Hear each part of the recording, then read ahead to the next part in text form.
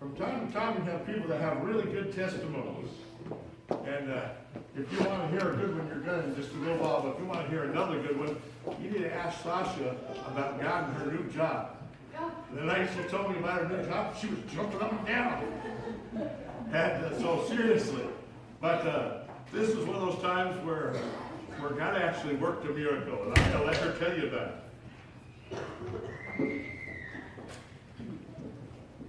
I do want to just pray real quick because I want God to have all the glory with this. Dear Jesus, I thank you so much.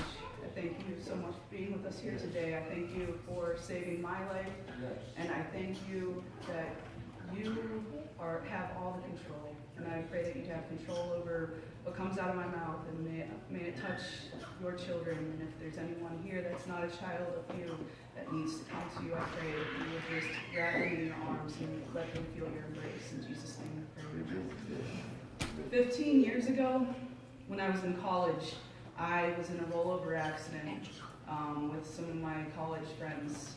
And when I started to feel the slightest bit out of control, I actually laid my head back and I just said, Jesus, Jesus, Jesus, and I felt his peace. And out of all of my friends, 2 of them were ejected and one was in a coma for I think about a week, and the other one had broken their back. I just kind of sliced, my ear was kind of messed up. But in that, because I called out to Jesus right in that moment, he spared my life even then. And on March, and actually it was 15 years, March 20th that happened. And March 21st, March 21st, a few weeks ago, I had been, in the days prior, I had been doing a lot of thinking and praying about my life and things that I have wanted to do for God and things that God was speaking to me about. And I was telling somebody that night before I walked out the door, I said, we waste so much time with our lives over really stupid things. And, we're always on our phones, Facebook, and we think we're actually connecting with friends at times, but at times, wouldn't it be better if we go out and sit face to face and have a cup of coffee and really interact with somebody and put our phones, put our technology aside? That aside, I was telling my friend about the goals and dreams that God's placed on my life, and I said, I'm tired of wasting time. I don't know if I always say tomorrow, and we're just not guaranteed tomorrow. And I walked out the door, and I had been invited, I don't know if some of you know, I'm back on night shift, so I have a crazy schedule.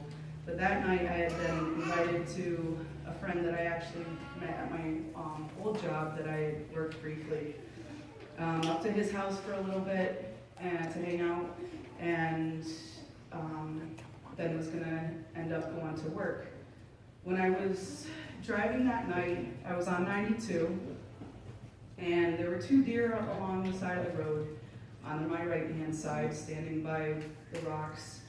I started braking, and when I hit the brakes, I hit black ice, and my car shifted completely, and I was heading I went into the left-hand lane, and I was heading right towards the guardrail, and I knew that I was out of control. I was trying to kind of regain it, but I immediately, when I knew I was out of control, I actually started yelling. I said, Jesus, Jesus!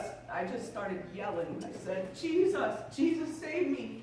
Jesus, Jesus. I just kept saying it over and over and over and over because I knew that I couldn't fix it. I wasn't going to be able to, I hoped that I could, but it was so out of control hitting black ice. I don't know if anyone has experienced that, but it's terrifying. Being completely out of control. And I called out to Jesus, and I closed my eyes, and I just felt immediate peace. Immediate peace just was in my car with me, and I just kind of relaxed back, put my head back, and I just felt so much peace. I felt as though there were beings, that Jesus was right there with me, and I know that he was. After I went towards the guardrail, my car quickly shifted.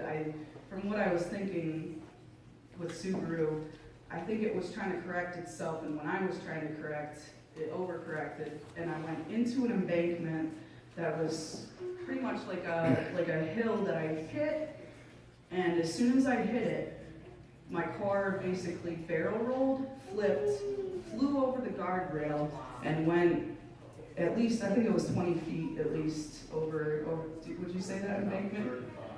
Okay, 35 feet down the embankment is where I landed. And at that time, I didn't even know that I was upside down, that my car had gone upside down. I was buckled completely, but somehow I became unbuckled at the last minute, at the last roll. And I actually know that it was an angel that unbuckled me at that last roll so that I wasn't disoriented. Because in my mind, it was pitch black. It was completely pitch black. I could not see anything. But in my mind, where I was directly placed, I thought I was right side up, and I knew which way I had to go to get right up to the road. But rewind just a few seconds earlier, after it was all said and done, and I stopped rolling, and the car was silent, the airbags had deployed, and I smelled horrible. I now know that when airbags are deployed, they let off a gas that you think your car is going to blow up.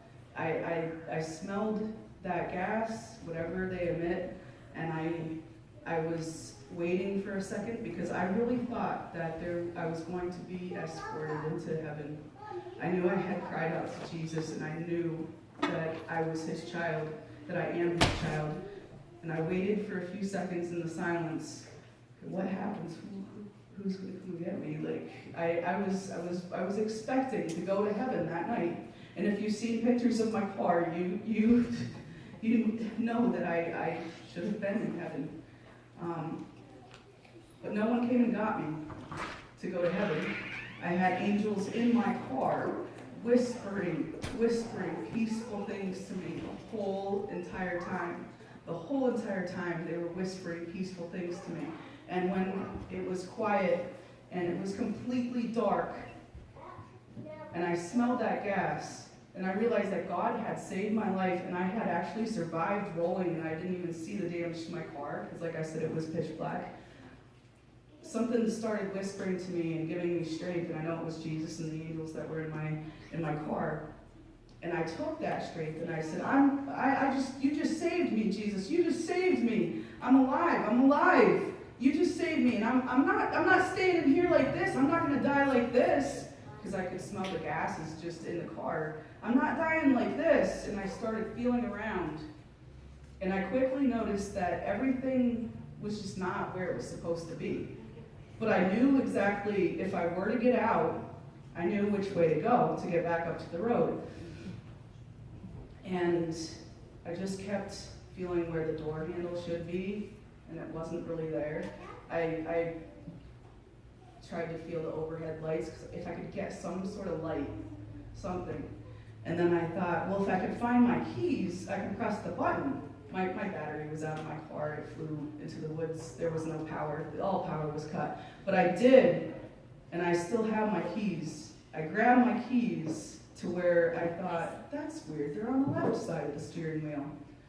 What happened there? So I pulled and yanked them out and actually twisted. That's the strength that God was giving me that night. I twisted them out of the ignition and tried to press some buttons. There was no power at all. Then I'm thinking, Jesus, you gotta help me, And the whole entire time, my children were going through my head. I'm not dying like this. I'm not staying like this. I was trapped, though. I could not get out. I was trying my hardest. I'm not staying here. I'm not dying like this. I'm a mother of 3. I have to get home to my kids. All these thoughts just kept going through my mind. And the whole entire time, I was motivated, yet so peaceful, because I knew that that God had saved me, and that He was gonna help me. So I soon, quickly, I realized that the car was completely upside down. And when I realized that it was upside down, and that I had to think upside down and backwards, so where the door handle should have been was just slightly off. Of course, I can't even imagine, because it was so dark, it was completely pitch black dark. But as I started thinking upside down and backwards, I was able to open what was the passenger door, which I thought was the driver's door. I opened it up, and I was able to crawl out, and the whole entire time, I just had these whispers, these gushes of just peace, just motivating me and keeping me calm. Because, when I was trying to get out of the car, and I was just like, at first, I said, I have to think calmly. And Jesus really did give me that calm peace. When I got out of the car, I realized I had to crawl up the embankment, which I've looked down there, and I have some pictures where I've gone back to the accident scene. And I don't know how I did it. I just know that I had help. I had something pushing me from behind, and I just scrambled up like I was just mountain climbing. I don't know.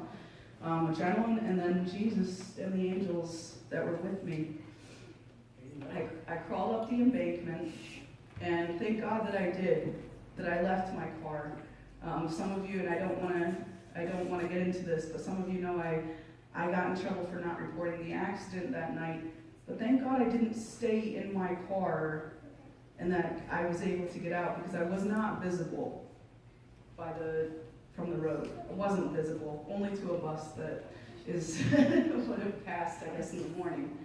But I didn't know at the time, and I was looking myself over, but I wasn't hurt, but I didn't want to spend the night in my car. So I did crawl up the embankment, and I found my way, and when the embankment is so steep, and I was on my stomach, that I didn't even go over the guardrail. I just kind of shimmied under, and then was like, all right, I need to go left. Left is going to be the way to go. And that was just whispered right into my head, right into my ears. I need to go left. I walked, and I thought, surely someone will stop. Someone will go by. Someone will, because I don't see any real bad injuries. I feel, but I just didn't know. And I'm walking, car number 1 passes, and I'm just trying to get someone's attention. Car number 2 passes. Car number 3 stops by and rolls down his window. And I don't want to judge people, and I don't know who he was, but I said, I rolled my car. I don't know, I don't think I'm hurt, but I need a ride. I need a phone. I couldn't find my phone. And he just kind of looked at me and said, all right, you can get in the car. And so I walked around his car, and immediately when I put my hand on the handle to open the door, God said, keep walking. Do not get in the car with him. Do not get in the car with him. Trust me. Trust me. And I just said, no. I said, I'm not going with you. I don't know who, I didn't know. And I started running at that point. Then I ran from that car. I have no idea who or what would have happened if I got in that car. I don't know, but God told me to trust him and to keep walking. And I kept walking, and every once in a while I'd say, hello, somebody. And I ended up walking, I clocked it with my car. I walked a half a mile from the accident scene all the way until somebody heard my voice and let me use their phone. And I looked at myself, I had adrenaline, and I was like, but I was so peaceful, and I couldn't find any injuries. I was, walking around. I had one cut. I have one scar to show that I was in the accident. One little scar. That's it. So I ended up calling my friends who were right around the corner, and we stopped by the accident scene. There was no parts of car in the road or anything. And I was doing to work, but I just wanted to see my kids. I just wanted to see my 3 kids. That's what kept me going, and that's what God kept, just kept motivating me to get out of that car and that I needed to get home to my children. And so I did. I went home and I kissed them, and I started looking myself over, and I just butterflied. I didn't even need a stitch. And then I felt sore, but I was just like, I just want to be home with my children. And so I didn't even end up calling. I guess in my head, I was okay. God had saved my life, and I was like, I just spent the whole entire night looking at my pupils like, I'm okay. I'm okay. Like, God saved my life. Like, I'm okay. I'm more than okay. And I just kept thanking him and praising him and just thinking, like, this was incredible. So honestly, it didn't cross my mind to call 911 because I wasn't bleeding anywhere that needed to be stopped. And I now realize that no matter, I should have reported. I was so shook up and just like, oh my goodness, God saved my life. So it just didn't even cross my mind to need emergency services. But if you're ever in a rollover, make sure you report it. Because, yeah. But I did go to clinic in the morning, and just to get checked over, and they said my ankles were probably sprained. By that time I was starting to feel some just overall body pain, but there was nothing. There was absolutely nothing that they found, and the doctor looked over my pictures from the accident and said, you definitely had angels with you. You definitely had God with you. And there's the picture that you did find it. There's the picture of after the next morning. You can see where I was, how I was set up right to get out. If I had gotten out on the driver's side, I would have walked right into a creek. But I walked right out of there. That's the passenger side. There was, and there's other pictures too, but if you saw the damage to the car and how smashed it was, God definitely saved my life.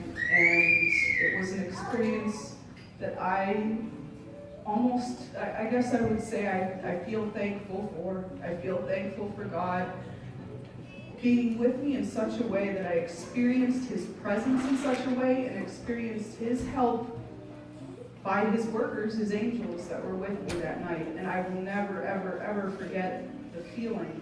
And I long for that feeling at times, just that ultimate, complete peace. And it is there. It is there. But it can be there for all of us, no matter what we're facing, no matter what we're going through, no matter what type of situation we find ourselves in. That peace that passes all understanding is ours as children of God. I guess that's all I